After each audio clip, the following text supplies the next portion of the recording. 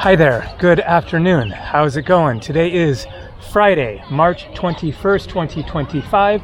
Currently 94 degrees Fahrenheit, that is 35 degrees Celsius.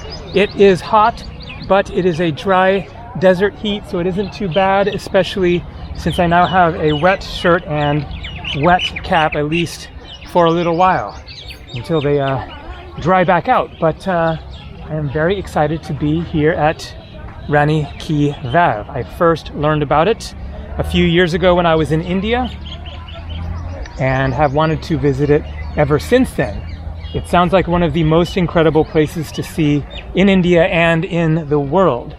It is a stepwell, but calling it a stepwell is an understatement. So a stepwell in India is somewhere that you would have a water tank below the surface of the ground and then build steps going down to it, so a little artificial reservoir for people to bathe in, wash laundry, a social gathering area, etc.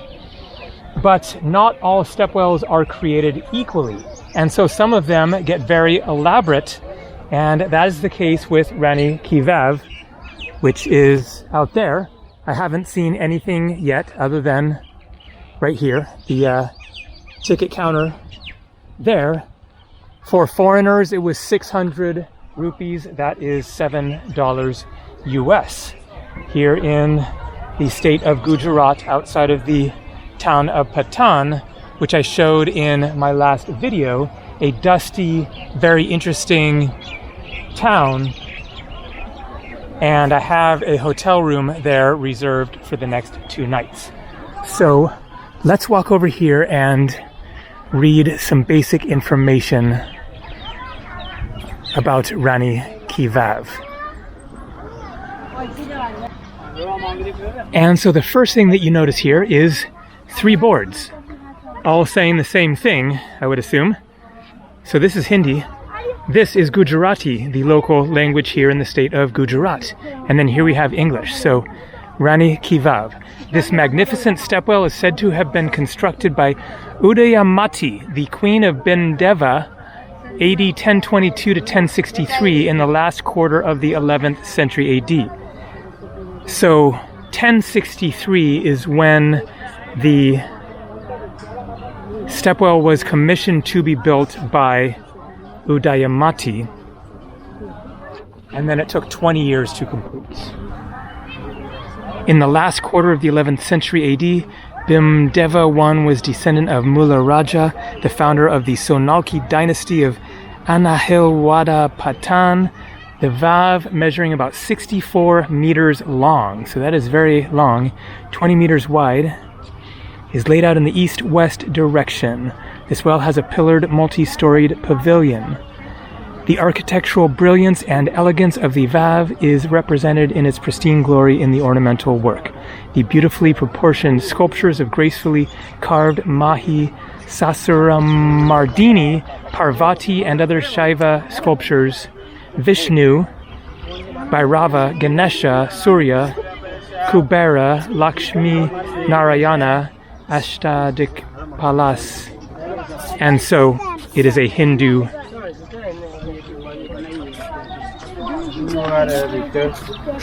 construction, which, more than being simply a stepwell for functional purposes, as you could tell there by the description, it is really a temple. It is like an inverted temple going down into the ground. All right, so I'm very curious to see what we're going to see here. I'm not looking yet. I want to get the full view. Is this the, whoa, yeah. This is it.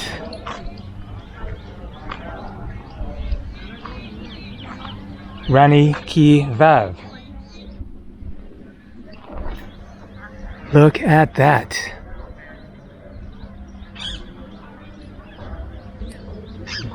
So I was thinking about what to talk about to add to this video, and I guess the most appropriate topic is a bit about Hinduism and Indian history, to the extent that I know of it, which is certainly limited. But let's see what we see and see how many of these carvings of deities I am going to recognize. Most of them I probably won't, especially since they are of the ancient kind, carved into rock without colors.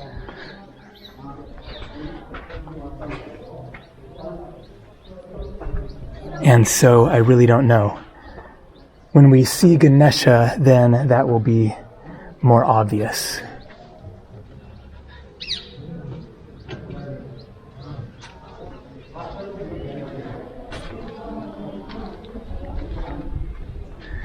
Man and woman there.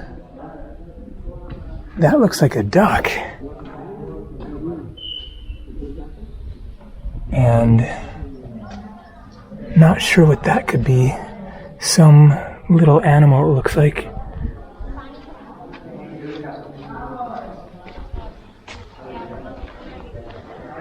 But I will give a brief overview of Hinduism.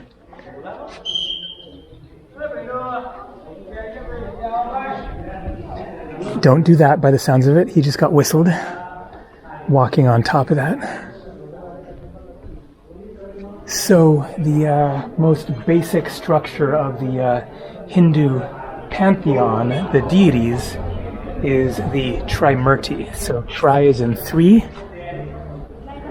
The Trimurti is the three principal gods of Hinduism: Vishnu, Shiva, and Brahma.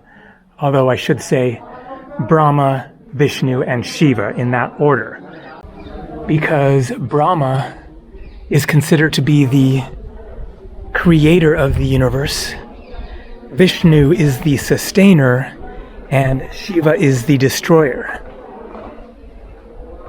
And then there are incarnations of the deities, in other words, human beings walking on the earth who are considered to be the god in human form. Krishna is considered to be Vishnu in human form long, long ago. No, confirmation that he was actually a real person. Very likely only a mythical person. As opposed to, for example, the Buddha,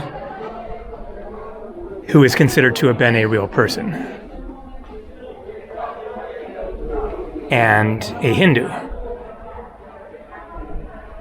Except that, of course, he founded Buddhism. But he lived in Hindu India.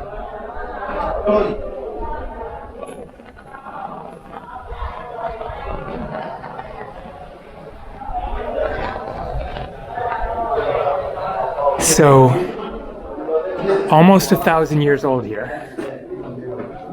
And still just exquisitely beautiful.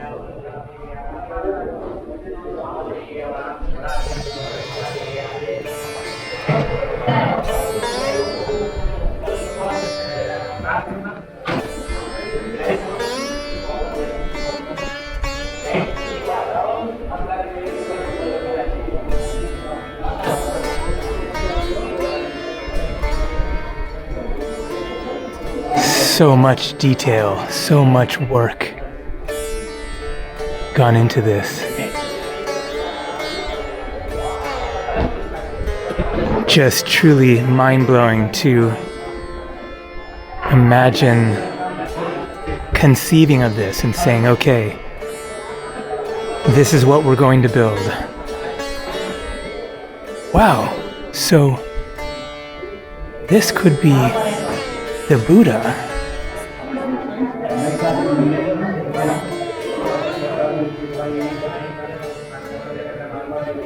Or maybe a Jain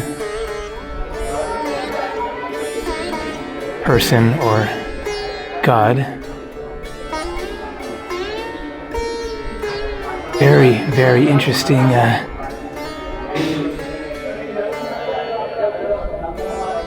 person there, their features, what they're wearing, and whatever this is that an instrument, a weapon?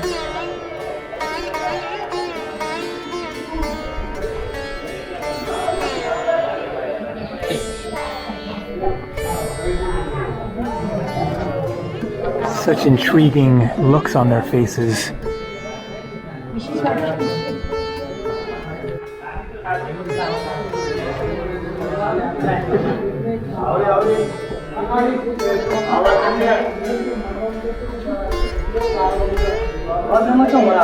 Okay, so here you have boar-headed god, Varaha, something like that. Naked woman.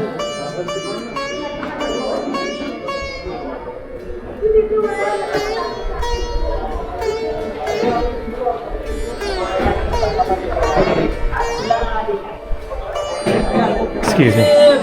Thank you.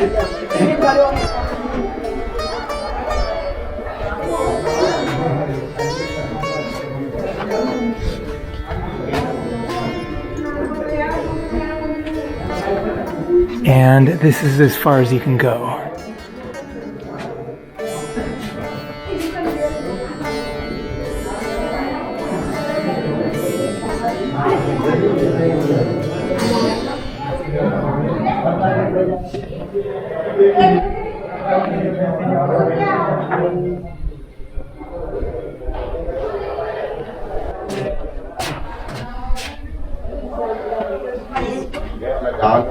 Really cute face there.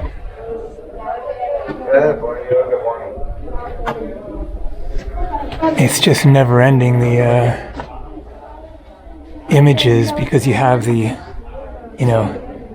larger ones up there, and then you look down below and then realize there's a whole line of even smaller ones there. My God. In 20 years, it's really amazing that they could build this in 20 years. There must have been so many workers.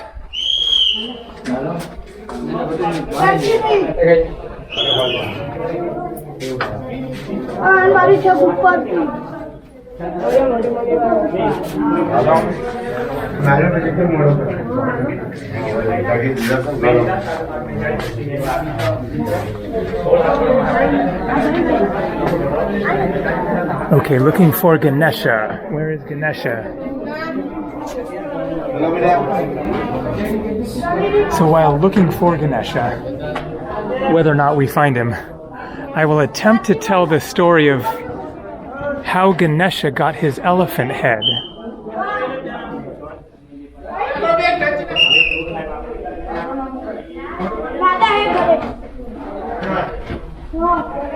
I thought that I saw a reference to Ganesha being here somewhere, but maybe not.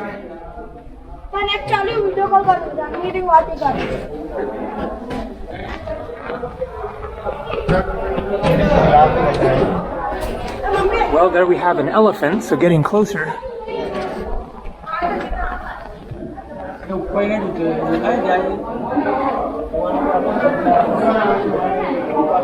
Man, the variety of different designs is just so incredible.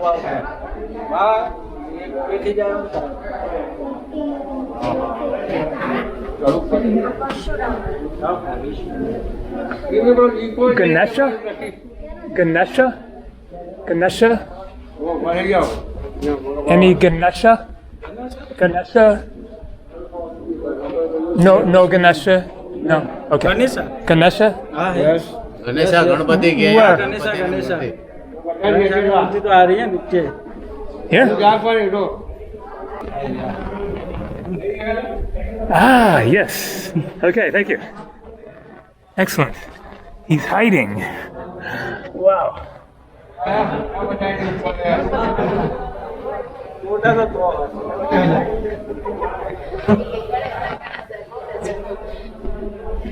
All right. Okay, so now I can properly tell the Ganesha story. Ganesha. In the side. Over here, Straight. straight across. Ah, yes, through there. I see. Yes. Thank you. Yep, another one through there on the far wall. So there are just a few Ganeshas. Good thing I asked, because no way I would have found those otherwise. So Ganesha is the son of Shiva and Parvati. And I am definitely going to get this story a bit wrong, in part because there are different variations of it. So Shiva, as I mentioned, the destroyer of the universe, left Parvati and little Ganesha, a human boy, and went off to war and was gone for a long time. And then he returned home. And this is where the details get a little hard to recall exactly, but I believe that Parvati was in the bath washing her hair and bathing, and she had left Ganesha, who was now maybe a teenager, anyways, a grown man essentially. He was outside of the bath guarding it to make sure that nobody entered. And then Shiva comes back. He doesn't recognize Shiva because he hadn't seen his father since he was a little boy. And Shiva didn't recognize him as his son because, of course, he hadn't seen his son Ganesha since he was a little boy. And so he, I guess, attempts to go inside the building where Parvati is bathing, and Ganesha blocks him. And so Shiva pulls out his sword and cuts off his head. And then Parvati, realizing what has happened,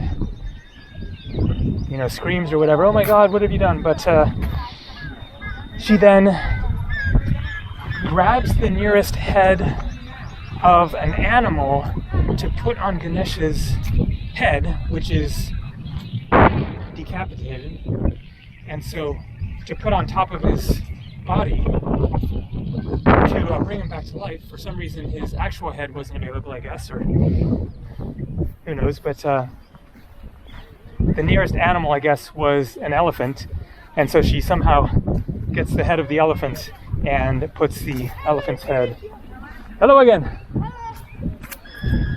onto Ganesha, and it brings him back to life. And he then went on to live a happy, fulfilled life, I guess, from that point on, as one of the most revered gods of Hinduism.